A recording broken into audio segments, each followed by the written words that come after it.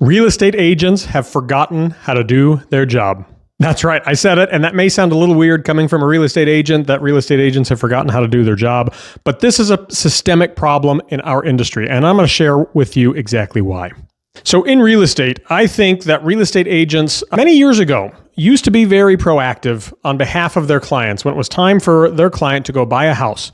I believe, now I've only been in real estate for 10, 11 years at this point, so I don't know this for fact because I wasn't in real estate at a time when this was actually happening, but I suspect there was a time where real estate agents, prior to the advent of the internet, actually went out and proactively searched for homes on behalf of their clients. I believe that consumers still believe that's what's happening. And the truth of the matter is, it's not. Real estate agents have forgotten how to do that part of the process. They have forgotten how to go out and actually find a home that matches what their clients' needs are. And the way it actually winds up working, and this is, keep in mind, this is not every single real estate agent. There are some real estate agents that actually do an amazing job. In fact, quite a few of them. But I'm saying the overwhelming majority. I would say 90% or more, and I think that's probably even a conservative estimate. But the way that real estate agents work primarily when they have somebody who's looking for a home is they will set them up on an automated home search. The same type of home search that the consumer can set themselves up on Zillow or Realtor.com or any of the third-party consumer portals.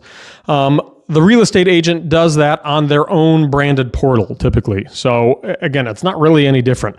The thing is, that's not proactively searching. You're waiting on homes to hit the market. And when they do, then your system will automatically send it to the consumer. And then the consumer gets to see it. The problem with this is that it's super passive, right? The consumer is only finding out about the homes the minute that every single other person in the world finds out about the home. And the thing is that there's a lot of resources out there that real estate agents can and should be using to help find their clients a home. For instance, and I'm just going to give an example or two here. There are some homes that come on the market and for whatever reason, they don't sell. Or maybe the folks that were planning to sell the house, maybe life changes all of a sudden and they decide not to sell that house. So they pull the home off the market. We call this a canceled listing or eventually an expired listing. Now, these are documented in the MLS typically. And so what we can do, and what we do actually do, is we'll go back in time. If we know that our client is looking in this specific neighborhood, in Ashburn Village or in Belmont Country Club or wherever the case may be, we'll go back into the MLS and say, hey, what are all the homes that came on market but never sold? And we'll go back to those owners. And sometimes this is as simple as going and knocking on the front door to say, hey, I saw you were listed at one point in time, and if you're not looking to sell the home anymore, that's totally cool. But is there a price where that would make sense for you? And if there is, right, look, we can introduce somebody who may be a good fit.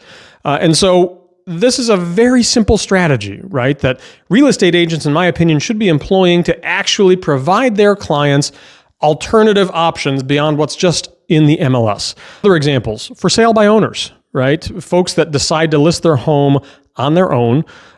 There's nothing that stops a real estate agent from driving by, seeing that sign, calling the number and saying, hey, tell me, what are you listed for? I think I may have a buyer that's interested.